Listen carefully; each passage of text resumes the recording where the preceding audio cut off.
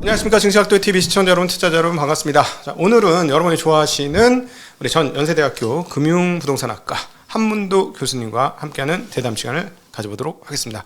교수님 어서 오십시오. 네, 안녕하세요. 네, 이렇게 초대해서 감사합니다. 귀한 발걸음 해주셔서 너무 고맙습니다.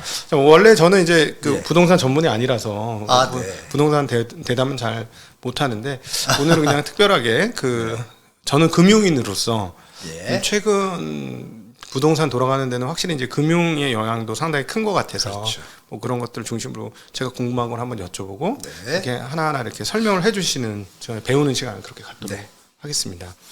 요즘에 이제 제가 한국 부동산 흐름들 보면서 작년 연말하고 지금 갑자기 확연하게 달라졌잖아요, 흐름이. 근데 저희 이제 금융을 하는 입장에서 보면 저희가 뭐라고 하냐면 돈 있는데 시세 있지 돈 없는데 시세 없다. 이렇게 얘기하는데 깜짝 놀랐던 게 무려 40조라는 정책 자금이 집행이 됐어요. 그래서 예. 저는 뭐라고 이러면서 집값이 오르겠네. 라고 저희는 그렇죠. 예상할 수밖에 없는 거예요. 그렇죠. 예. 아니 한국 시장에 10조만 자금이 들어와도 주식 시장이 오르는데 그렇죠. 물론 뭐 주식보다는 큽니다만 거래량이 그렇게 크지 않다는 측면에서 40조라는 돈이 들어갔으니 네. 부동산이 안 오를 수가 없다. 맞습니다. 그래서 저는 개인적으로 작년도 둔촌 단지 그때 이제 미분양 가능성도 있고 그래서 어떤 걸 막기 위해서 조치들이 나왔던 거는 뭐 경착륙을 피하기 위한 방법이니까 뭐 그런 건 괜찮다라고 생각했는데 이번 40조는 계산을 잘못했는지 저희가 보기에는 명백하게 부동산을 올리는 정책이었거든요. 예. 그리고 실제로 그렇게 결과치가 나왔고 예, 어떻게 이런 정책이 나오는지 참 궁금해서요. 뭐 이게 방송에서 적시한지 모르겠는데요. 사실 특례보험자 이론의 어떤 명분은 네. 주택 가격이 지금 말씀하신 것처럼 당연히 유동성이 확대되면 부동산에 대한 유동성을 확대해 준 거니까 네. 당연히 상승 효과가 있죠. 기본인데 네. 하필이면 왜 이때 1.3 대책을 충분히 해서 네. 둔촌중은 충분히 경착륙을 막는 효과는 봤는데도 불구하고 네. 또 40조가 갑자기 튀어났단 말이에요. 불과 1월 30일부터 시행을 했죠. 발표를 먼저 하고 시장에 벌써 들썩였죠 그때부터. 근데 이제 우리가 이제 볼 것은 뭐냐면 그 40조를 왜 뜬금없이 지금 던졌을까? 명분은 아까 그거랑 비슷해요. 건설회사나 둔촌주공의 경착륙을 막기 위한 거라고 이제 명분은 달았어요. 네. 근데 경착륙을 막는 것이라는 건 이건 연착륙을 가야 되는데 연착륙은커녕 도리어 역반등해 버렸잖아요. 네. 그러니까 정책의 원래 명분하고는 좀 안 맞습니다. 그러면 우리가 이해할 수 있는 것은 말씀 주신 대로 이 주택 가격을 유지하려는 거라는 오해를 할 수가 있죠. 네. 근데 유지가 아니라 도리어 올라 버리지 않습니까? 네. 그러면 우리가 판단할 수 있는 거는 이 자금이 그러면 정상적인 정부라면 제 생각에 주택 가격이 어느 정도 그 1.3 대책으로 연착륙이 되면 좀 내려갈 거 아니에요. 네. 내려간 상태에서 뭐 한 3, 4개월이나 5, 6개월 뒤에 주택 가격이 제대로 조정이 된 상태에서 그러면 그때 특례보험자료론을 대출해주면 대출의 볼륨도 작아질 것이고 대출이 늘어난다는 거는 소득에서 이자들을 갚는 돈이 많아지니까 소비할 돈이 줄잖아요. 그렇죠. 그게 결과적으로 요새 나온 소비 감소가 계속 이어지고 있고 그럼 진짜 정상적이고 국민을 위한 대책이었다라면 조금 가격이 내려간 다음에 그게 나왔다라면 좀 이해가 될 거예요. 국민들도. 네.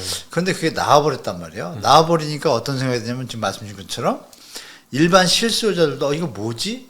주택 가격을 떠받치는 건가라는 판단할 수가 있고 여기서 결정적인 이제 가수요자나 투기수요자 네. 이분들은 이거를 딱 보는 순간 바로 판단하죠. 다시 한번 주택이 상승할 수 있는 국면이다라고 판단되니까 바로 뭐 가격들이 그냥 급격하게 다시 네. 사실 상식적으로 생각하실 때 그동안 주택 가격이 너무 높았기 때문에 작년에 그 하반기에 하락 조정은 급하긴 했지만 네. 당연히 일어날 수 있는 과정이었고 좀 급한 거 외에는 조정은 필요하다고 생각했지만 그렇다고 이게 다시 막 역반등해가지고 이렇게 된다는 게 주식시장도 이렇게 힘들잖아요. 네. 그러면 이거는 어떤 저변에 깔린 어떤 정책적인 요인들 쉽게 말씀드리면 카르텔들의 그러니까 이게 좋게 얘기하면 건설회사들이 미분양이 있었지 않습니까? 네. 주택 가격이 내려간 상태면 분양할 때 어렵잖아요.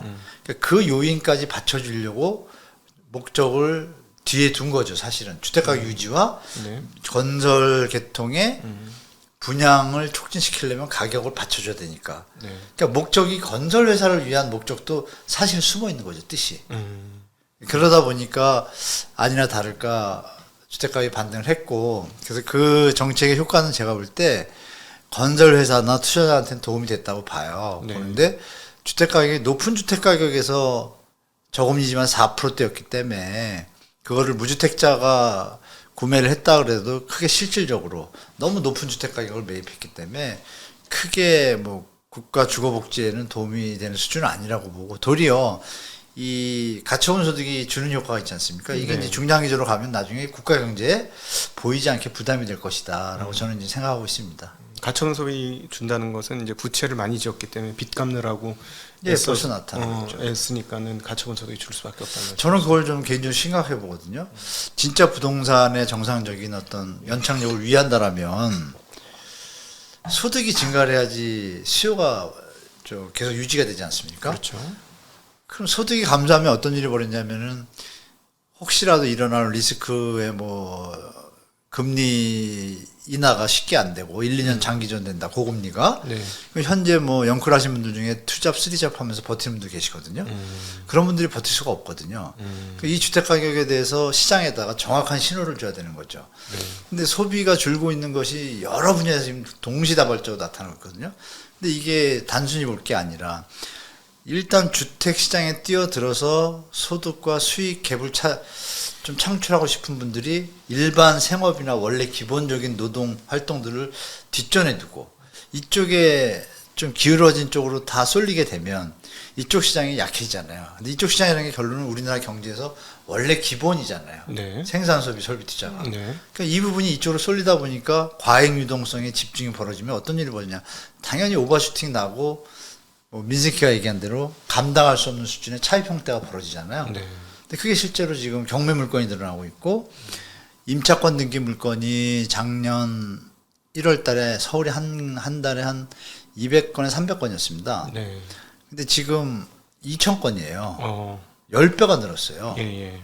그러니까 정부의 뭐 전세 반환 보증 대출 지원도 힘을 많이 못 쓰는 거예요, 사실은. 그러니까 소리 없이 이 소비 시장의 밑바닥 저변에서 경제 펀더멘탈 체력들이 너무 약해지고 있는 거죠. 네. 부동산을 위해서. 저는 그래서 이제 더 걱정스러워서 빨리 이게 정상적인 정부가 이렇게 과도하게 집값을 억지로 받칠 것이 아니라 우리 2,180만 가구 중에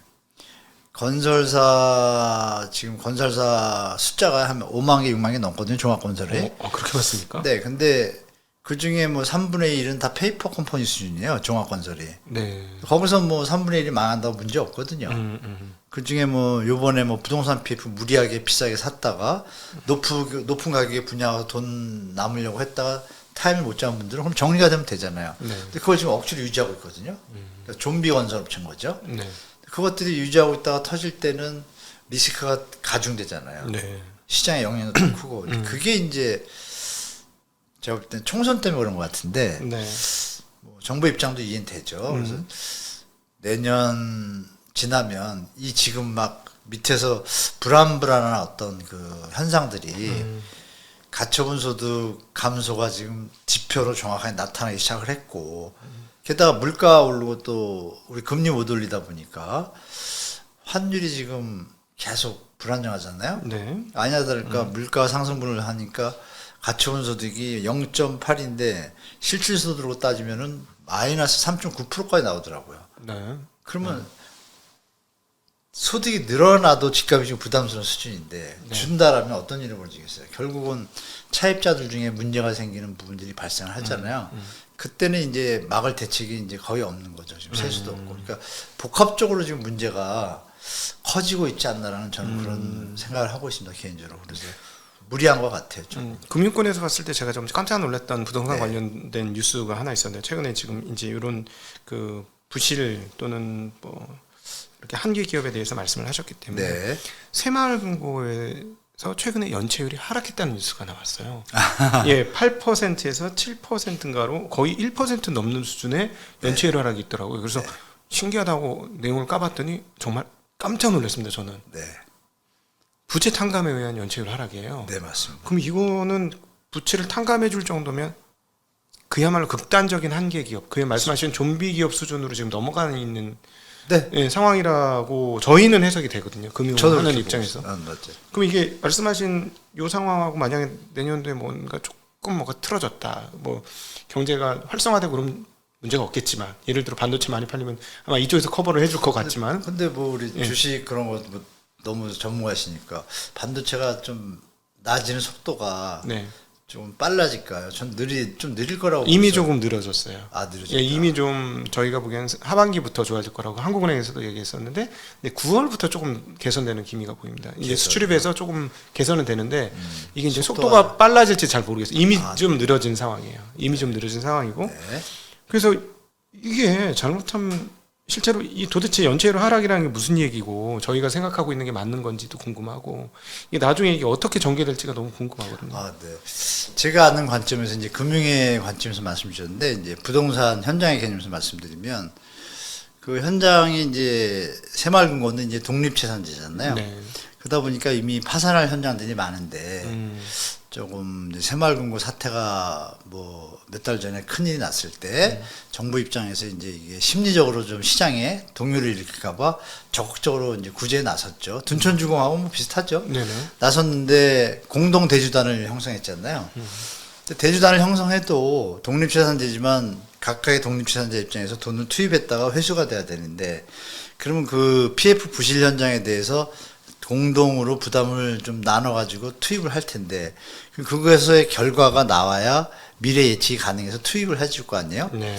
근데 제가 들은 얘기는 이제 협의가 잘 안 되고 있다는 얘기를 듣고 있습니다. 그러니까 제가 만약에 뭐 A라는 지역의 새마을금고 조합장님이에요. 근데 다 모여가지고 이 현장을 내서 도와주자 했는데, 이분이 볼 때 이건 좀 암만 해도 이거 도와준다고 되는 게 아닐 것 같다는 판단이 들면 어떻게 되겠어요? 의견을 제시하겠죠. 그러겠죠. 그래서 그 속도가 좀 느려지고 있다는 얘기를 듣고 있습니다. 게다가 지금 말씀하신 부채 탕감을 해가지고 7%가 됐잖아요. 그것도 일시적인 거 아닙니까? 그러겠죠. 네. 네. 기존에 있던 뭐 예금 수신 그 예금자분들이나 현장들의 연체율이 늘어나면 연체율은 다시 늘어날 거 아니에요. 그러겠죠. 네. 그걸 대주단위 해가지고 현장을 살리지 못하면. 네. 근데 제가 이제 들은 바로는 대주단위 투입을 한다고 살아나는 현장이 10개라 그러면 사실 저는 한 50%도 안 된다고 보거든요. 그러니까 수면 아래 그게 잠겨 있다고 보는 거죠.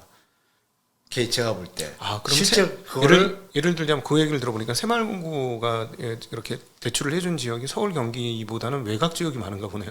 말씀하신 거 들어보니까. 서울 경기도 좀 있는데요. 네. 지방이 좀 많고 지역이 많아요. 결정적으로 이제 물건이 아파트보다 비주거용 아시는 어떻게 보면 최악의 상품인 거죠. 현재 시점에서. 상가 같은 거. 네, 상가, 오피스텔, 뭐 지식산업센터, 뭐 창고, 물류센터 이런 데다가 투입된 게 많아요. 이거 회복 가능성이 거의 없거든요. 제가 볼 그러니까 때. 예를 들어 지금 최근에 이제 분야에 곧 입주하게 될 바로 반포의 네. 베일리인가요? 원베일리요. 네. 베일리의 상가가 안 나간다 그러던데. 당연히 안 나가죠. 그건 당연한 겁니다. 왜냐면 그 원베일리의 상가의 분양 가격은 조합원들의 추가 부담과 연관되잖아요. 예. 아, 그렇습니까? 저 네. 잘 몰라서 부동산. 그러면 이제 우리 시청자분들이 아실 게, 땅이 있는 조합원들이 이제 건물은 없어진다고 치면 땅에 대한 권한이 자기의 재산이잖아요. 그렇죠. 그 건물 공사비가 들잖아요. 그러면 이제 파는 게 일반 분양 아파트하고 상가를 팔아요. 네. 근데 그게 들어오는 돈이잖아요. 그렇죠. 근데 들어오는 돈으로 공사비를 주고 남으면은 청산금으로 받고 모자르면 돈을 추가로 내야 돼요. 네. 그러면 지금 말씀대로 상가를 다 팔려야 이게 계산이 되었을 거 아니에요? 그렇죠. 근데 하나 더 들어가면 4, 5년 전에 요이 땅을 했단 말이에요. 네. 3년 전에 착공 들어가고 그럼 3년 전에 시장이 좋았잖아요. 예. 상가가 이렇게 수익이 나쁘지 않았잖아요. 네. 코로나도 없었잖아요. 껴있잖아요. 그러니까 상가의 분양가를 충분히 이제 풀로 잡아놨는데 지금 안 팔리면 어떻게 돼요? 일단 원래 공사비 빌려온 금융비용 이자가 붙기 시작하고 네. 얘가 안 팔리니까 싸게 팔아야 되잖아요. 그렇죠. 싸게 파는 거에 대해서 조합원들 간에 이견이 생기면 그렇지. 분쟁이 생기면 늘어져요. 아, 내가 돈을 내기 싫으니까. 그렇죠. 추가금 내기 그냥 싫으니까. 비싸게 한번 팔아보자라고 계속 버티는 주문하는데 거고. 버티는 거죠. 네. 안 팔리면 어떻게 돼요? 결국은 나중에 돌아오겠죠. 추가 부담으로. 네. 그러니까 지금 상가의 부분이 안 팔린 거에 대해서 지금 조합장이나 조합 시공사는 고민이 많을 거예요. 그러면 어떤 일이 오냐면 대물로 가져와라. 그러니까 이 상가의 분양가가 다 합해서 만약에 500억 원을 줬다, 500억이다 그러면 시공사 보고 500억으로 계산해서 가져가라 이런 거죠. 조합에서 싸움이 벌어집니다. 그럼 그건 이제 대물이라고 하죠. 그럼 돈 건설사는 대신 물건으로 가져가라. 건설사가 그럴 리가 없죠. 그렇죠. 그럼 뭐 분쟁이 일어나죠. 네. 뭐 이런 소지가 있는데 그러니까 그 얘기는 뭐냐면 상가 수익률이 지금 실제로 전국의 상가 형태를 복합 상가 해가지고 기준으로 둔 부동산의 자료가 있습니다. 통계를 계속 내고 있거든요. 상가 임대 수익률이 지금 2년째 하락하고 있어요. 그럼 그 임대 수익률이 낮다는 얘기는 뭐 자본 환원율 캡레이트를 계산하시면 상가 가격이 거의 예전에 잡았던 분양가 대비 60% 선이돼야지 거래가 되는 수준인 거예요. 분양가 60%요? 네. 냉정해 보면요. 그런 문제점들이 좀 있다. 그래서 말씀 주신 대로 상가들의 미분양이 조합원 입장에서 제값에 팔으라고 계속 요구할 거 아니에요. 당연히 그렇게 이런 하겠죠. 좀 괴로운 시간이 당분간 진행될 것 같아요. 내년 봄까지는. 그 부분이 나중에 또 분쟁화될 소지도 있고 만약에 분쟁이 안 되고 대물로 가져가더라도 네. 그러면 500억이 안 가져가 그러면 우리가 400억이 가져갔다면 100억이 생기잖아요. 100억이 부담을 져야 되잖아요. 그렇죠. 조합원들은 돈이 늘어나는 거고. 그 얘기는 뭐냐면 조합원분들이 아파트를 팔 때 그만큼 돈이 들어간다는 얘기는 그만큼 집값이 깎여줘야 또 집값이 이제 하방 압력이 되죠. 그렇죠. 시장의 영향이 좀 연쇄적으로 일어나게 되어 있습니다. 아니 30억짜리 집에 사는 사람들이 모여 사는 곳에 네. 상가가 안 나갈 정도면 그렇죠. 지금 새마을금고가 시각 투자했을 뭐 상가 뭐 풀필센터 뭐 이런 것들은 그런 좀 위험합니다. 심각하네요. 네, 심각하죠. 증권사 엊그제 그 윤중현 의원이라고 국민의힘 의원님이 자료를 하나 받은 걸 제가 좀 받았는데요. 네. 얼마 전만 해도 증권사 연체율이 10%짜리 나오다가 최근에 6월 말 기준으로 연체율 17% 떴었거든요. 네. 근데 최근 자료는 21%로 또 올라. 네. 그러니까 한두 달 사이에 연체율이 급증하는 거예요. 네. 근데 그것이 다행히 전 정증권사가 아니라 일부 증권사고 볼륨은 작아요. 한 1.2조인데요. 네. 근데 그게 이제 심정 영향이 있잖아요. 네. 그러면 더 저보다 잘 아시겠지만 연체율이 21%면 그건 정리 대상 아닌가요? 그렇죠. 네. 그런 일들이 이제 벌어지는 것도 시장에서 분명히 이게 좀 주택 가격이든 상가 가격이든 수익률을 계산하면 안 나오거든요, 지금. 네. 도리어 주식 채권이 수익률이 맞죠. 그럼 이게 시장에 변동을 줄 수 있는 큰 요인인 거죠, 사실은. 네. 저번에까 그거를 우리 시청자분들이 좀 그런 뉴스들을 이렇게 쉽게 듣지 마시고 좀 심각하게 고려해가지고 팩트 요인에다 시장 요인에다 산입을 하셔야 자산 관리가 좀 합리적으로 되실 것 같아요. 네. 네. 그러니까 저희는 이제 원래 밸류에이션 측정을 해서 네. 그 투자를 하는 입장, 그쵸, 금융 쪽에서는 그쵸. 밸류에이션을 맞아요. 하는데 제가 이제 옆에서 이렇게 지켜보니까 한국의 부동산은 이 밸류에이션 측정 외에 굉장히 큰 변수가 하나 있는데 그게 바로 정책 변수더라고요. 네, 그죠. 저는 옛날에 세금 변수만 생각을 했습니다. 세금이 훨씬 더 압도적으로 유리하기 때문에 그 일반 네. 금융자산에 비해서 그러니까 당연히 프리미엄이 있을 수 있다. 세금 프리미엄이 있을 수 있다. 여기까지 생각을 했었는데 이번 그 특례보금자리론 대책을 보니까는 정책 프리미엄이 어마무시합니다. 그러고 나서 곰곰이 생각을 해보니까 역사적으로 정책 프리미엄이 너무 많았던 것 같아요. 가장 대표적인 게 저희 어렸을 때 없었던 전세자금 대출. 네. 옛날 같아서는 전세자금에 대출을 낸다는 건 금융권이 상상할 수가 없는 일이었거든요. 예. 너무 위험하거든요. 그렇죠. 언제 채권에서 불안하고. 언제 전세 빼서 도망갈지 모르는데 전세권자가 그렇죠. 주인하고 샤바샤바해서 도망갈 수도 있는 건데 그게 대출이 된다고 하고 굉장히 좀 놀라웠어요. 예. 그러니까 정책이 어떻게 이렇게 만들어지는 건 결국 그 뒤에 있다는 뭐 보증이라든가 이런 것들이 다 구조화됐기 때문에 그런 거 아닙니까? 맞습니다. 예. 이게 그럼 역사적으로 계속해서 이렇게 쌓여온 건지가 좀 저는 궁금하다. 저는 이제 해석할 그럽니다. 저는 개인적으로 전세 대출 폐지 내지는 네. 개혁 운동을 좀 계속 얘기하는데요. 젊은 분들한테 계속 말씀드리고 있는데 중요한 건 이렇습니다. 집이 만약에 3억짜리 집이 있어요. 근데 국가가 전세 대출을 매매 가격의 100%를 대출해 준대요. 첫째. 대출을 해주고 그 보증금에 대해서 문제가 생기면 보증을 서준대요. 네. 근데 그 일을 정부가 일일이 전세 대출을 해줄 수는 없으니까 그걸 은행에 위탁을 해서 대행 형태로 취해요. 그럼 보증인은 누구예요? 결국 정부잖아요. 그렇죠. 그러니까 은행 사람들이든 집을 갖고 있어 전세를 놓는 사람이든 겁날 게 없는 거예요. 그렇죠. 완벽한 국채를 들고 있는 거나 근데 마찬가지죠. 국가에서 거의 일정 계층을 위해서 지원하는 형태인 거죠. 엄밀히 보면. 네. 근데 그거를 명분은 뭐예요? 전세를 얻기 힘들어하는 서민 세대주 청년들을 위해서 대출을 도와준다라는 코스프레 가면 쉬운 거죠. 그거를 누구나 이제는 많이 아실 거예요. 제가 좀 1년째 말씀드리고 있으니까. 그럼 그게 출발할 때 보면 그 그림이 보입니다. 그러니까 지금 전세 대출이 귀로해져서 전세 사기가 터지는 것도 그때 시작된 원인이거든요. 제가 알기로는 2008년도에 글로벌 금융이 터지고 9년도에 이러고 할 때 전세 가격이 조금 올랐어요. 전세 가격이 사람들이 왜 오르냐? 집값이 얼마 떨어질지 모르니까 다 전세로 간 거예요. 그러니까 전세 난이 살짝 난 거예요. 네. 근데 그때 아니나 다를까 기득권 중에 시나리오를 준비하는 사람도 있을 거 아니에요. 만약에 뭐 정경유착을 도모하는 세력이 있다고 가정할게요. 그럼 그분들 입장에서 전세 대출을 늘리면 당연히 집값이 오르잖아요. 그거는 기본 논리니까 네. 전세 대출을 그럼 명분을 들 수가 있잖아요. 전세가 지금 가격이 자꾸 올라가고 다들 집을 안 사니까 그럼 거기서 그냥 놔두면 되는데 그럼 집값이 펌핑 안 할 텐데 전세 대출을 일단 쓴 거예요. 일시적으로 쓰면서 MB 정부는 그나마 좀 양심적이었습니다. 전세 대출 딱 쓰니까 1억을 전세 대출을 줬거든요. 대출 자금을 묻지도 따지도 않고 수준으로. 그러니까 집값들이 다시 1억이 뛰는 거예요, 다들. 그러니까 MB가 놀라셔가지고 다시 집어넣었다가 그 글로벌 터지고 나서 부동산 살렸었잖아요. 살렸는데 꺾였거든요. 다시 10개월 만에. 네. 꺾이고 나니까 그때는 생각이 바뀐 거예요. 어떻게 바뀌었냐.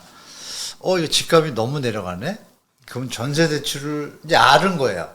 전세 대출을 올리면 집값이 올라가는 걸 안 거예요. 네. 정책 입안자들이? 입안자들이 그러니까 2억을 올립니다.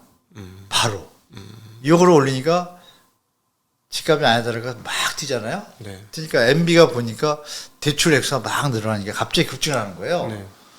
대출 액수가 전세 대출도 늘어나는데 집 사는 대출도 늘어나는 거예요. 네. 문제가 있다고 판단된 거죠. 그래서 바로 다시 걷어들입니다. 예. 그러면 이미 테스트가 된 거예요. 그 매뉴얼이. 네. 전세 돈을 1억 올리면 집값이 1억 뛰고 다 되는구나. 거기까지 하고 맞췄어요. 맞췄는데 은행에서도 좀 부담을 느껴서 아까 말씀 주신 대로 전세 대출을 보증하는 형태의 강력도가 한 뭐 60, 70% 선에서 은행도 좀 리스크를 안고 이렇게 공조하는 형태로 해봤고 그리고 이제 주택 가격이 다시 경제의 어떤 저성장 국면하면서 쭉 내려오면서 이 박근혜 정부 2013년도까지 건설업이 약간 좀 주춤했었죠. 그때 이제 박근혜 정부에서 초이노믹스 기억나실 거예요. 네네. 최경환. 초이노믹스를 하면서 여러 가지 프로그램 중에 뭐 분양가 상한제 분양가 자율화 풀고 그런 중에 전세 대출이 딱 낍니다. 그러면 이제 저 같은 부동산 많이 하는 사람은 알죠. 전세 대출 늘리는 순간 초등학교 나온 할아버지도 집 사러 갑니다. 네. 무조건 집값이 오른다는 걸 아니까. 네. 근데 그걸 아는데 일반 분들 생업에 바쁘신 분들, 부동산에 관심 있는 사람은 다 아는 것이고 일반 정상적으로 노동생활하고 근로생활하는 분들은 깊이 모르잖아요. 단지 앞에 있는 껍데기. 네. 전세값이 오르니까 전세 자금을 대출해 준다까지만 받아들인 거예요. 복지 근데 정책으로 생각하는 거죠. 네, 아주 나쁜 게 천일의 칠면지예요. 왜냐하면 자 금리도 좀 저렴하게 줘요. 또 대출을 해주는데 금리 대출 저렴하게 하니까 부담이 없잖아요. 내가 월세 사는 것보다 낫구나 하는 착각에 들어가가지고 아파트로 넘어가기 시작하고 아파트 값을 떠받치기 시작합니다. 네. 중요한 건 그분이 10년을 그렇게 살다 집을 살 때 아파트 값이 그 사이에 더 오르는 거죠. 네. 차라리 이 대출이 없었다면 어떻게 될까요? 정상적인 이 생산 GDP 생산만큼만 물가 상승분만큼만 적용돼서 알맞게 우리가 쫓아갈 수 있는 수준의 집값일 텐데 네. 이게 이제 펌핑하는 역할을 하는 거죠. 네. 유동성 공급이니까요. 마지막으로 결정적인 게 유주택자까지 전세 대출해 줍니다. 쉽게 말하면 네. 어마어마한 파생 효과를 일으키는 걸 이미 알고 있는 거죠. 어떤 뭐 친시장적인 정책 관계자들은 그걸 알고 있다는 얘기죠. 네네. 그것을 쓰므로 인해서 이제 이게 문재인 정부까지 이어오면서 네. 말씀드린 문재인 정부도 알지만 좀 방치한 것도 있습니다. 그 네. 부분을 너무 급하게 막 들어오고 인수위원회가 없다 보니까 부동산 전문가들의 직결체가 좀 약했고 네. 기존 정부에 있던 차관이 그대로 몇 년을 했거든요. 네. 박순호 차관이라고.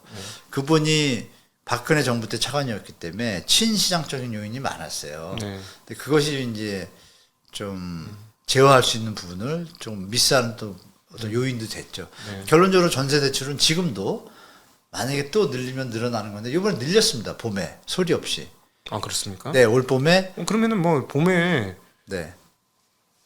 무조건 가격이 오른다는 게 예상이 다 알고 됐네요. 있었죠. 예. 네, 그래서 저도 개인적으로 방송에서 1월 달부터 뭐 4, 5월 길면 9월, 10월까지 오를 것 같다. 그 다음엔 그 전에 스토리를 아니까 네. 이건 이건 뭐 오버슈팅이잖아요. 네. 어떤 임계점을 넘어섰기 때문에 네. 재조정이 올 거라고 그래서 말씀을 드린 거예요. 전세 대출이 40조에다가 50년짜리에다가 네. 이 정부가 하는 행태라고까지 표현할 수 있을 것 같습니다. 정상적인 부동산 정책은 아닌 것 같습니다. 그리고 말씀드린 대로 공공 분양 택지가 많이 조성됐잖아요.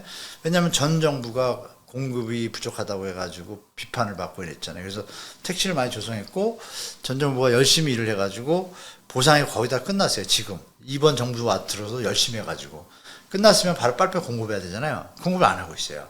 그 명분은 미분양이 많다고 공급을 조절해야 된다는 또 친시장.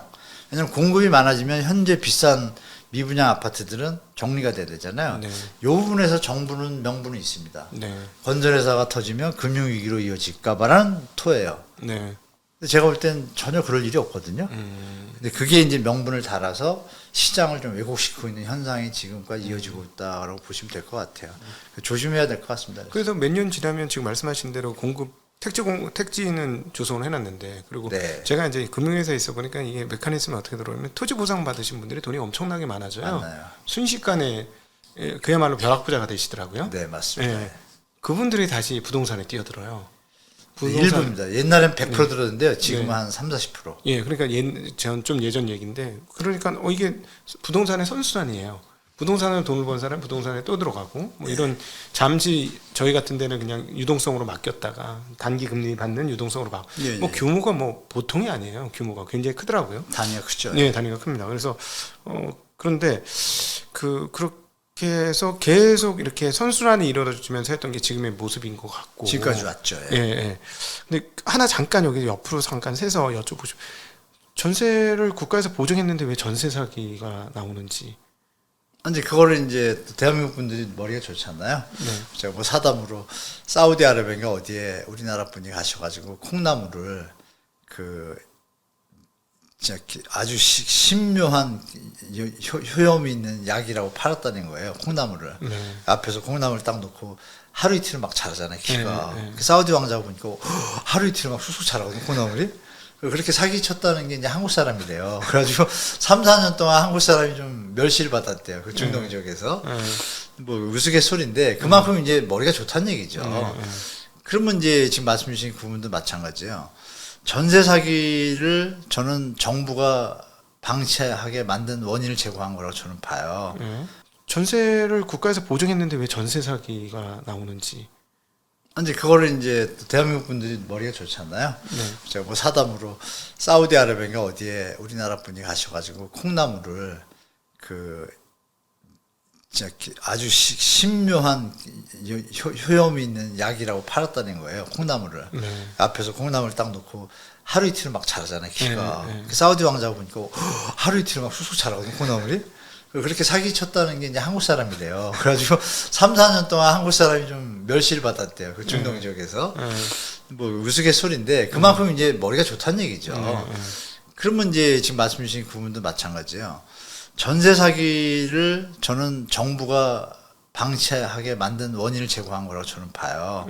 아니 그러면 전세 보증 기금? 아니 그게 전세 보증 보험, 전세 보증 보험이고 그거 주체가 전세 보증 대출, 전세 보증 대출이고 그 주체가 전세 어떤- 대출 보증을 쓰는 거죠. 네. 주체가 이제 주택도시보증공사입니다. 도시보증공사. 네, 네. 네. 그리고 서울보증공사라고 또 있어요. 네. 근데 이제 둘 다 주택도시보증공사는 이제 국가기관이고 국토부하고 이제 국가기관 기재부 이런 데 대주주입니다. 대주주. 국가기관이죠. 그리고 자본금은 적지만 이 총 1년에 쓰는 예산이 60조에 가까워 어마어마한 기구입니다. 기구인데 전세보증보험 손실액만 작년에 한 1조 가까이 됩니다. 아예 손실액만 피해 사고액만. 네. 그럼 그거를 은행이나 금융기관의 기준에 맞춰서 보시면 네. 거의 뭐 자기 자본금이 뭐 5조 10조라도 거의 파산 분위기인 거죠, 사실은. 그죠? 그렇죠. 운영상. 네. 근데 이제 국가라는 특수성이 있다 보니까 그거를 보증보험의 한도 자기 자본 대비 비율을 기존에 60배로 운영을 했습니다. 네. 운영을 운영을 하다가 요새 전세 사기가 많이 터졌잖아요. 그러니까 손실액이 많이 나고 하니까 돈이 이제 부족해지지 않습니까? 네. 그러니까 그걸 70배로 늘려달라. 대출을 보증을 해줘야 되니까. 네. 그 명분은 그거예요. 전세 대출자들을 안전하게 보호하기 위해서는 명분인데 그걸 빚을 자꾸 늘려서 국가가 보증을 쓰면 대출이 자꾸 늘어나는 얘기는 집값이 자꾸 오른다는 얘기잖아요. 네. 이게 국민들 골머트리는 일인 거죠. 도와주는 게 아니라. 네. 엄밀히 보면 그러니까 너무 심각한 문제입니다. 그래서 전세 대출이 말씀대로 주택가격 상승에 받치는 역할은 분명히 하는 거는 말씀드린 대로 예를 들면 이거죠. 3억짜리 집인데 전세 대출을 정부에서 보증을 2억까지만 해준다 그러면 2억의 전세 대출이 낮은 경우가 있어요. 젊은이들이 돈이 없어도. 네. 근데 이걸 3억까지 해주면 어떻게 될까요? 전세가 3억인데 매매가 3억이면 매매가는 당연히 3억 5천이나 4억으로 업이 되겠죠. 좀 기준이 좀 안 맞는 건데 100%. 네, 해줬습니다. 근데 그 어떻게 100%냐면 공시 가격의 150%까지가 상단이에요. 기준이. 그러면 어느 빌라가 있다 그러면 만약 2억짜리라고 가정할게요. 2억이면 70%면 그러니까 계산하면 몇 프로 나면 한 99에서 105%가 뜹니다. 시세보다. 네. 근데 그거를 또 보증을 서주는 거예요. 그러니까 전세 사기꾼들 입장에서 내가 2억짜리 집을 지었어요. 지었는데 전세 대출이 3억까지 해준다네요. 그럼 집값이 3억을 맞추면 보증 대출 범위가 되잖아요. 네. 3억까지 해줬으니까. 그러니까 여러분 뉴스에서 보시면 신혼부부 뭐 청년 대출 1억에서 2억으로 확대 이게 되게 무서운 말입니다. 그렇죠. 도와주는 것 같은데 레버리지 확대니까. 1억짜리 집을 그러면 빌라 업자들 1억짜리를 지었을 때 2억까지 되니까 2억을 불러도 들어오겠죠. 왜? 저금리로 대출해 주니까. 네.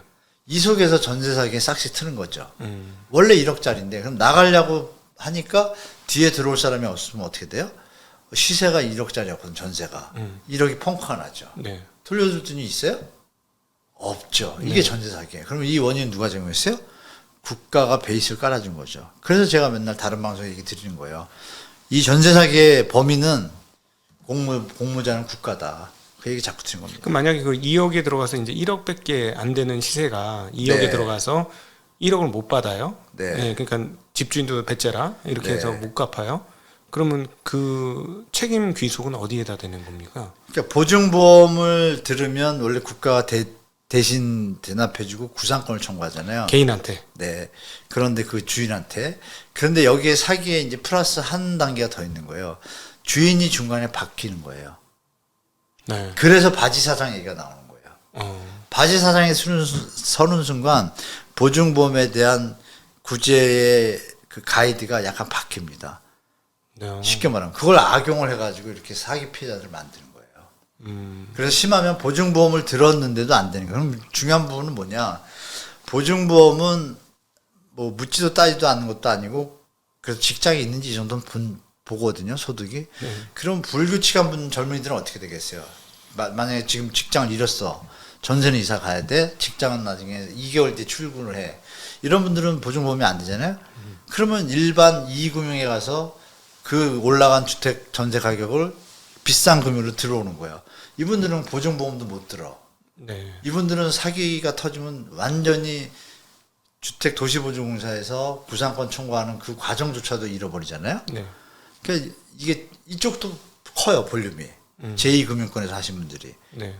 보증보험 대상이 안 되니까 대출은 맞춰서 되는데 보증보험 그러니까 국가가 가이드를 높여놓은 거죠. 네. 그러니까 사이드에서 국가의 보호를 못 받는 분들조차도 2금융권 가서 비싼 이자를 받으면서 대출 금리를 내면서 전세 가격은 더 높은 가격에 들어가게 되고. 네. 근데 그거는 오버슈팅 돼 있고 이분들은 길거리에 나앉게 되는 거죠. 보증보험 보호도 못 받으니까. 아까 보증보험 든 사람들조차도 바지 사장을 세우면 또 피해를 보는 경우도 있고. 그러니까 이 모든 온상이 전세 대출에서 출발했다고 저는 말씀드린 거예요. 그 제2금융권에서 있었던 사람 그냥 그 집에 눌러서 살아야 되겠네요. 평생. 좀 심각한 상태죠. 그러니까 이게 사실은 국가가 직무유기죄입니다. 제가 볼 때. 이건 뭐 심한 얘기가 아니라요. 네. 제가 좀 능력이 있고 법조 개념이 좀 투철하다라면, 상세한 지식이 있다라면, 제 아는 부동산 현재 흐름의 시스템의 이 알고리즘을 알기 때문에 그냥 정리하면 아마 변호사분들은 바로 그걸 위헌 소송이라는 거야? 늘 정도 됩니다. 직무유기 수준. 제가 볼 땐 분명히. 그러면 이 그 정부 보증 입장에서 구상권을 집주인한테 행사할 거잖아요. 집주인한테 그분이 예를 들어서 그래서 돌아가신 분 있잖아요. 바지 사장. 네. 그럼 손실나는 거죠. 못 받잖아요. 아, 주었으니까. 네. 그래서 노숙자를 자꾸 바지 사장으로 세우는 거예요. 없으니까 부재하니까. 네, 부재하면 어떻게 손실 처리하죠? 그러면 이거는 그럼 나라에 우리 세금으로 또 메꾸게 되죠. 아니, 빈돈은. 그러면 이제 보증을 가지고 간 사람한테는 구상권을 청구하는 건 아니고요. 그 받은 사람, 대출 받은 사람. 그걸 가지고 지금 신랑이가 많이 벌어지는 거예요. 제가 세입자예요. 청년이에요. 네. 나라에서 해주는 걸 가지고 했는데 이런 일이 벌어진 네, 거예요. 네. 돈도 못 돌려받고 죽어버렸어. 네. 그러면 국가에서 네. 이쪽에다가 죄송합니다. 원래 이쪽에다 청구를 해야 되는데 예, 예. 이걸 가지고 처음에 우리 취약하다고 표현하면 안 되고 좀 여건이 안 되는 젊은 세입자, 분들한테 대출 세입자. 이분들한테 압박을 넣는 경우가 있었어요. 그래서 이분들이 막 모이셔가지고 단체로 막 소송 들고 막 그랬어요. 약간 이게 명료하게 정리가 안 돼 있어가지고 계속 분쟁을 일으키고 있어요. 보험료는 냈겠죠. 보증보험이었으니까. 이미 그러니까 애초에 냈죠. 보험을 했으니까 애초에 너희가 냈죠. 보험을 해줘야 돼. 뭐 이런 애초에 입장인데 여기가 하도 돈이 떨어지니까 여기한테 뭐라고 한다고요? 그러니까 그건 안 되는 것 같은데. 네. 보증보험을 들었는데 네. 중간에 바지 사장이 바뀌었어요. 그럼 이런 식이 되는 거예요. 바뀌었으면 바뀌었다고 얘기를 해야 되고 그 얘기- 새로 보증보험을 들어야 되고 그렇기 때문에 당신이 내야 됩니다. 이래버리면 고지의 의무를 위반했다. 네네. 그러면 세입자 입장에선 젊은 분들이 정신 없잖아요. 그러면서 분쟁들이 많이 터지고 실제로 갚아야 되는 상황이 벌어져요. 이게 한마디로 개판인 거죠. 그래서 전세자기 특별법 나올 때 제가 이게 뭐 하는 거냐 뭐 이랬습니다. 하여간 총체적인 문제가 전세 대출의 출발이다. 집값 왜곡은 물론 전세 사기부터 여러 가지 문제가 도사리고 있다. 그래서 이건 대대적인 개혁이 필요합니다. 두 가지가 문제네요. 저는 그동안에 계속해서 그 개인의 부채가 이제 100%를 넘었고 네. 전세가까지 합산을 한다면 실제로 부채 비율이 130%가 되니 네, 맞습니다. 어떤 나라도 이런 정도의 부채 비율에서는 참 어려움이 있었는데 당연하죠. 지금 말씀하신 내용을 보니 한국의 이 도시보증공사는 미국판 패니의 프레디맥 2탄이 될 수도 있다 하는 두려움이 엄습하는 네, 대답입니다. 정확하십니다. 그쪽은 그나마 최대한 좀 지키려고 애쓰는 모습이 보여요. 원래 공익적인 역할을. 근데 대한민국의 지금 주택도시보증공사는 그런 모습이 저는 안 보입니다. 그래도 더 걱정됩니다. 그 프레디맥이나 페니메이는 최대한 하다가 나중에 민간이 가입해야 되면서 하나가 민영화됐잖아요. 그러면서 약간 좀 문제가 되는 쪽으로 흘러갔는데 우리는 애초부터 그쪽 방향의 베이스를 갖고 가는 모습이 느껴서 상당히 제가 개인적으로 좀 위험하다고 판단하고 있습니다. 솔직히. 예. 국가 예산이 한 600조 대라는 점을 감안을 해보면 여기가 1년 가용할 수 있는 최대치가 자본금의 60배까지 된다고 하면 그게 이제 1년에 그렇고 누적이 되면 뭐 더 커질 수도 있다라는 측면에서 좀 보면 위험하죠. 이게 물론 이제 전세 사기 규모가 그 중에서 아주 일부라면 상관이 없을 것 같은데 말씀하시는 바로는 아주 일부는 또 아니라 그럼요. 예. 규모가- 액수가 벌써 나타나니까요. 규모가 적진 않다. 근데 그러니까 예전에는요, 전세 대출이 이렇게 볼륨이 크거나 이게 과다하게 해주기 전에는 전세 사기 대출 사고가 거의 없었어요. 네. 2015년부터 이게 본격적으로 됐거든요. 네. 그러니까 15년에 대출 제도를 시작하면 2년 뒤에 만기잖아요, 보통. 네. 네. 아니나 다를까 2017년부터 2년 단위로, 그 다음부터 매년 단위로 걸치면서 급증합니다, 대출 사고가. 네. 그래도 한 1년에 사고 액수가 한 3천억, 4천억, 5천억 이렇게 가다가 갑자기 이제 요즘 전세 그 임대차 사모펀드 좀 오른 것도 있잖아요. 그 다음부터 그럼 그 뒤에 2년 차가 있잖아요. 그러면서 지금 액수가 전세 사기 터지기 시작하고 재작년부터 이제 막 폭발적으로 나오는 겁니다. 작년에 제가 알기로는 1조 넘었나 그래요. 사고 표현. 그러니까 어마어마한 액수가 지금 도사리고 있는데 여기다 또 지금 그걸 보증을 늘리겠대요. 아니죠. 이게 제대로 된 정책은 아닌 것 같아요. 금융권에서 이제 리스크가 커지면 리스크 감소를 시켜야 되니까 이렇게 네. 되면 이제 구조 조정을 시작해야 되는 상황인데 저희가 보기에는요. 그걸 안 하고 도리어 펌핑을 하잖아요. 그러니까 참 마음이 좀 아픈 거죠, 제가. 아, 이게 국민을 위한 정책의 방향에서 조금 잘못된 쪽으로 가고 있다는 생각을 지울 수가 없습니다, 제가. 지금 우리 대담을 하면서 이제 금융쟁이로서 아, 그렇죠. 금융쟁이로서 이제 이렇게 보면 이것은 마치 거래소가 지수를 올리려고 리모델링을 계속 하는 거하고 좀 비슷한데 그거보다 훨씬 더 강력한데 역사적으로 그러면 계속 현재 분위기가 부동산을 부양하는 방향으로다가 국가 금융을 사용하는 쪽으로 지금 가고 있는 거네요. 이게 국가 세금 갖고 기득권들 주택가격 유지하고 차익 남기고 도와주는 꼴이 되는 거죠, 지금. 잘못된 정책 방향인 거죠, 분명히. 적정선에서 적정 주택 가격이 유지되는 선에서 주택을 마련하고자 하는 무주택자들을 위한 정책의 도구가 기본인데 그거는 거의 없고 도리어 말씀드린 대로 전세 대출을 늘려서 마치 서민을 도와주는 것 같지만 그걸로 주택 가격이 올라가 있고 주택은 더 사기 어렵게 만들고 만약에 5년 10년을 해서 취한 노동의 어떤 대가를 한 번에 약탈적으로 대출 행위를 통해 뺏어가는 형태의 구조가 시스템화되어 버린 거죠. 아주 안 좋은 상태인 거죠. 국가 경제에 도움이 안 되고 후세에도 도움이 안 되고 이 주택가격 부담은 출산율이 저하되고 국가를 암울하게 만드는 기관의 정책 행태는 사실 좀 심각하다고 봅니다. 제가 볼 때. 교수님 이거 방송 나가도 괜찮으시겠어요? 이 정도까지 괜찮겠죠? 괜찮으시겠어요? 진짜? 저희 책임 못 집니다. 그 심각한 건 사실 아니에요. 네. 논리적으로 맞지 않나요? 저는 개인적으로 이제 말씀드리면서 이제 개인 부채에 대한 문제점을 생각하고 있다가 네. 그것과 연관된 부동산과 연관된 국가 부채도 조금 앞으로 상당히 심각한 문제가 될 수 있겠다는 놀라셨구나. 우려감이 추가로 드네요. 그러면서 맞습니다. 갑자기 저는 개인적으로 영화 아니라 대표님이 보시는 시각이 금융의 뭐 어떤 커리어나 이런 걸 봤을 때 거의 정확한 거 아닙니까? 아니 저는 갑자기 정확하시잖아요. 영화 빅쇼트가 생각이 나가지고. 아 그러시죠. 네. 저도 뭐 그건 옛날부터 느끼고 있었습니다. 남의 나라 일이 아니구나 이게. 그래서 제가 뭐 아시지만 방송 가서 자꾸 이런 분위기의 말씀들을 많이 드리잖아요. 그런 이유가 정부가 국민을 위한 정책이 아니라 일부를 위한 정책 타겟이 자꾸 느껴져서 좀 마음이 아프다. 기득권으로서 기성세대로서 미안하다 이런 소리가 괜히 나오는 게 아닙니다. 그래서 그런 부분을 이제 우리 시청자분들 중에서 뭐 갭 투자를 하셨던 뭐 하셨던 싱가포르도 보면요 공공주택이 90%거든요. 네. 그래도 10% 민간 시장이 잘 돌아가요. 이게 뭐 인간은 뭐냐면 다 같이 잘 평온하게 살아도 인간의 성공의 성취욕에 대한 탐욕이 있기 때문에 그러면 더 좋은 집을 짓고 또 그런 시장이 존재하게 돼요. 당연히. 네. 그럼 다 같이 잘 살면서 그렇게 가야지 왜 양극화를 빚고 후세가 희망이 없게 만들고 이런 형태로 부동산 정책이 가야 돼요. 이건 좀 잘못됐다고 보는 거죠. 네. 좀 대대적인 개혁이 필요한 것 같습니다.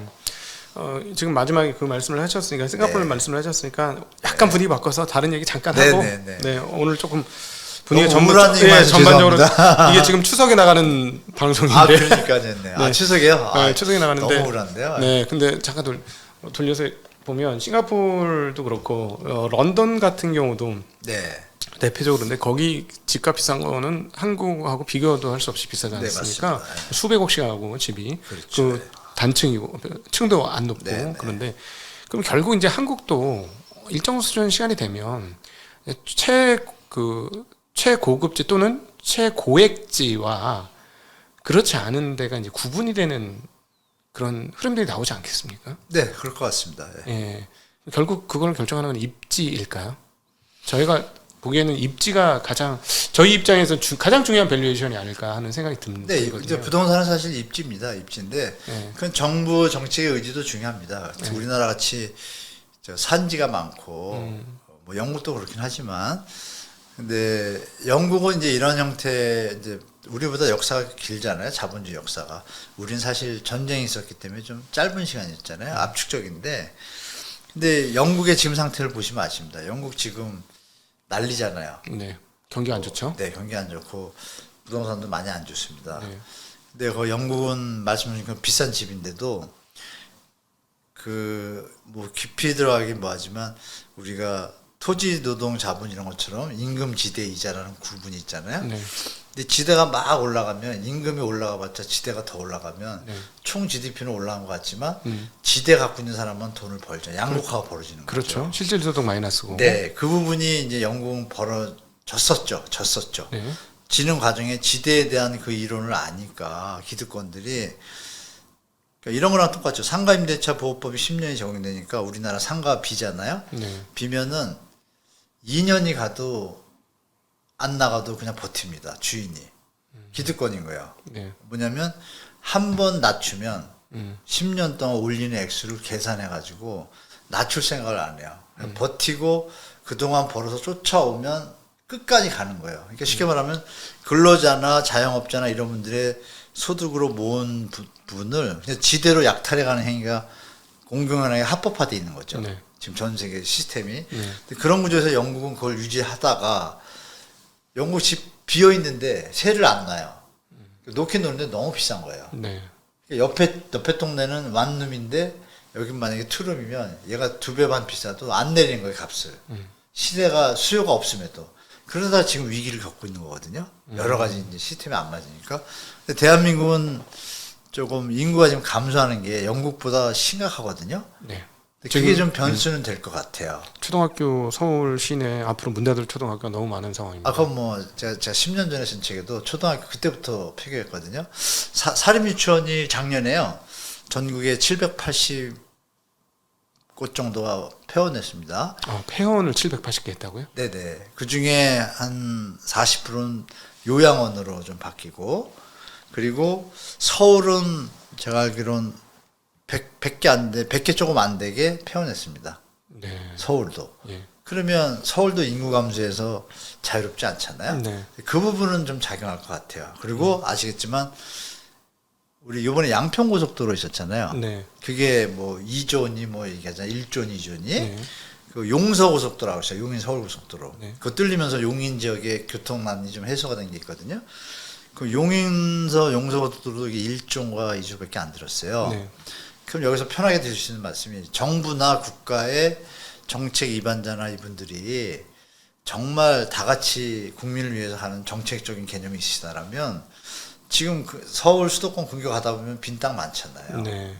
그러면 학교 강남 개발할 때 하도 사람들이 안 와서 학원 다 옮겨주고 뭐 이렇게 하면서 유도했잖아요. 그럼 지금도 똑같이 대학교를 옮겨주고 기득권을 이제 없애고 대학 분배죠. 해외처럼 대학교를 옮겨주고 도로를 놓고 하는데 드는 비용의 효율성이 지금은 국가 국민한테 도움이 되는 때가 됐어요. 도로 고속도로 한 방 빡 4차선 놓고 그럼 거기에 거주하는 인구수가 뭐 몇만 툭 나오거든요. 그러면 조금은 볼륨 크게 하면 몇십 조 갖고 대단한 도시들을 만들 수가 있어요. 그리고 만약에 대기업들도 뭐 일부 기업들이 법인세 뭐 10년 감면 이렇게 하면 분산이 잘 되면 주택 문제가 해결되잖아요. 네. 지방 분산 말씀하시는 거죠? 지방을 싫어하신다고 하더라도 수도권 자체도요. 수도권 자체도 빈 땅이 지금 엄청 많아요. 지은 땅보다. 네. 그러면 수도권은 도로 공사비도 양평 27km지만 한 15km만 가도 빈 땅 많거든요.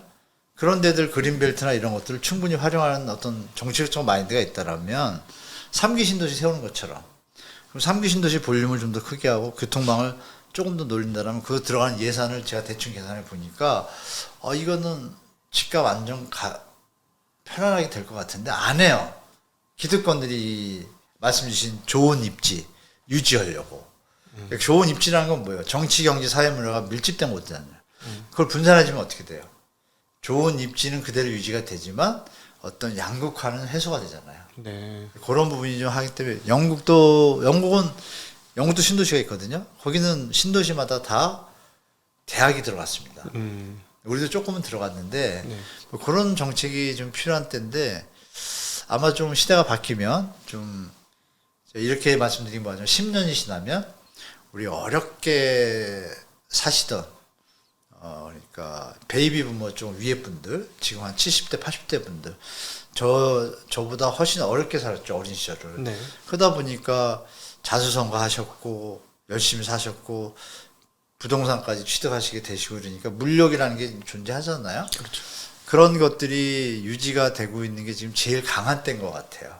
그리고 젊은 세대들은 갭 투자라는 레버리지의 또 자본주의 툴이 좀 고착화되다 보니까 이게 최고조를 이룬 것 같아요. 네. 조금 지나면 국가의 미래를 걱정하거나 이런 분들의 어떤 양식들이 모아지면 이게 아니라 다 같이 잘 살면서 또 어떤 뭐 경쟁 시장, 좋은 시장 이런 것도 또 시장이 형성되니까 그런 분위기로 바뀌는 데는 제가 볼 때 한 10년 정도 지나면 좀 저 위에 분들이 이렇게 좀 밑에 분들이 올라오시면 의식의 어떤 변환이 되면서 부동산에 대한 현재의 미친 듯한 이런 광풍 수준의 어떤 마인드들 전 국민이 거의 부동산 전문가가 되는 이런 분위기는 조금 이제 없어질 것 같아요.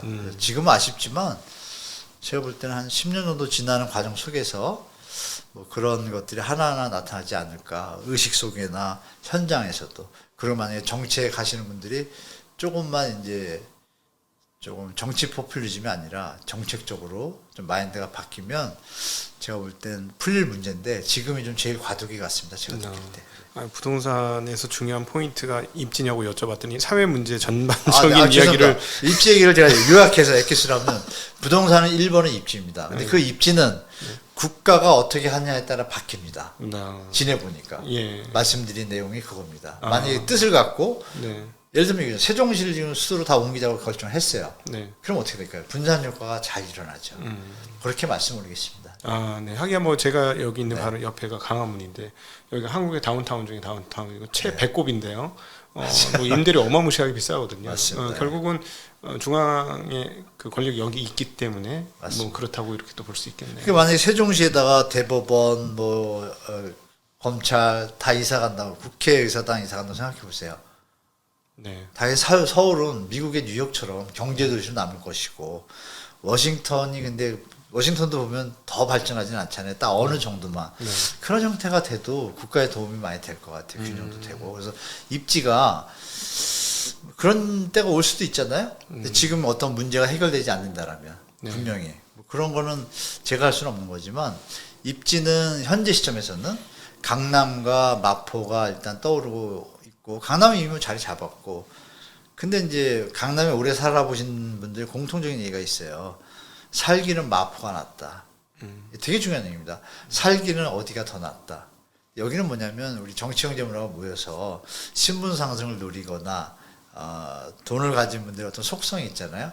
이런 행태들이 좀 집중되는 곳이잖아요. 그 부분이 일정 부분 유지될 수밖에 없잖아요. 네. 그 부분을 우리가 인정할 수밖에 없죠. 네. 예. 예.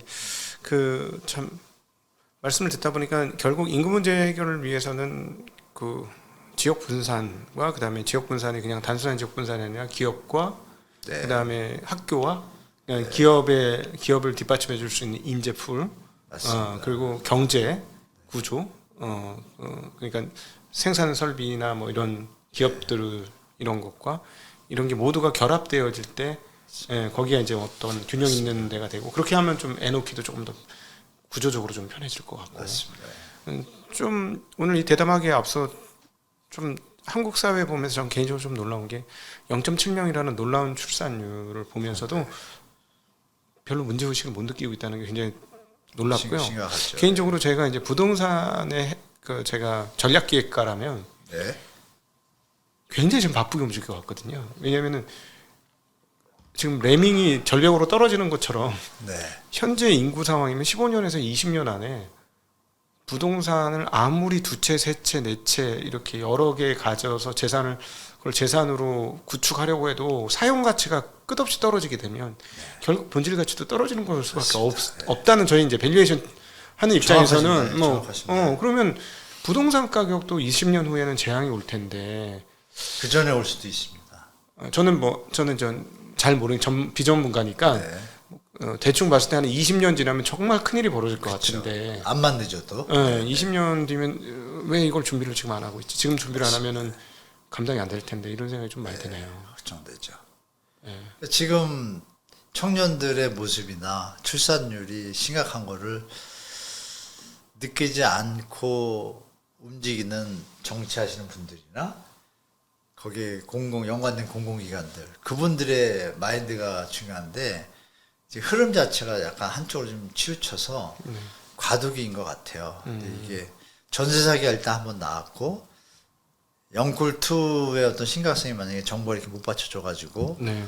또 극단적인 선택을 한다 그러면 이제 전세 대주에 대한 그 실체가 드러나겠죠. 네. 그러면 조금 또 변화가 있을 거고 그런 과정들이 지나면서 네. 말씀 주신 대로 20년 안에 그런 큰 위기를 막기 않도록 네. 뭐 이렇게 국민들도 생각하고 투자자들도 그런 것도 생각하시고 또 정부 당국자분들도 생각하시면 안정적인 시장 속에서 지금처럼 뭐 가격은 오르는데 거래가 없으면 공인중개사분들도 힘들거든요. 네. 공인중개사분들도 이거 집값 내리라고 지금 얘기를 해요. 그러니까 이게 비정상적인 거죠. 그래서 그런 총체적인 문제들을 이제는 정치 포퓰리즘이 아니라 정책적으로 네. 좀 미래를 보고 우리 후세들도 생각하고 했으면 좋겠습니다. 저는. 네. 아 오늘 부동산 문외한을 만나셔가지고 아, 왜 오히려 문외한이라고 했어요? 대담하시기가 굉장히 어려우셨겠어요. 아, 전혀 좋았습니다. 저는 네. 아, 네. 너무 좋았습니다. 네. 예, 저는 밸류에이션 주셔가지고 너무 좋았어요. 부동산도 요즘 밸류에이션을 많이 하잖아요. 근데 네네네. 금융 전문가시니까 도사시니까 그런 부분에 그건- 좀 피를 제가 느껴서 너무 좋았습니다. 네. 근데 하여튼 문외한이라서 더 깜짝 놀라는 시간이었고 보증 관련해서는 좀 많이 놀랐습니다 오늘. 네, 조금 좀 그렇죠. 네, 네, 맞습니다. 예. 자 오늘 한문도 교수님과 함께 네. 한국의 현재 부동산 상황들에 대한 이야기를 전 문외한과 함께 좀 다루어봤는데 저는 개인적으로 조금 다른 대담에 비해서는 조금 당황스러운 대담이었습니다. 네, 좀 깜짝 놀랄 일들이 좀 많아서 그래서 많은 분들이 저렇게 각도 저렇게 무식하나 막 이렇게 많이 놀라셨을 것 같은데 많이 놀라셨을 것 같은데 개인적으로 많이 놀랬고요. 나중에 이 지금 들었던 우리 교수님으로부터 배웠던 이 문제에 대해서 제가 나중에 저희 방송을 하면서 하나하나 한번 좀 풀어보도록 하겠습니다. 좋습니다. 오늘 여러분한테 다 공개하지 못한 내용들도 있기 때문에 그런 것들 제가 하나하나 풀어드릴 테니까요. 같이 하시면서 들어보시면 좋을 것 같습니다. 네, 오늘 너무 감사하고요. 제가 한 말씀 더 드릴까요? 네네, 그럼요. 우리 네. 시청자 여러분들 요즘 이제 혼동스러우실 텐데 아마 정부에서 이제 공급 확대 대책을 발표한다고 하잖아요. 여러 가지 내용이 있을 텐데 아마 신도시나 공공택지 있지 않습니까? 그 부분에 대해서 정부에서 조금 애정을 가졌다라면 분양가도 저렴하고 또 좋은 입지 이런 곳들의 분양 물량이 좀 많이 나올 것 같아요.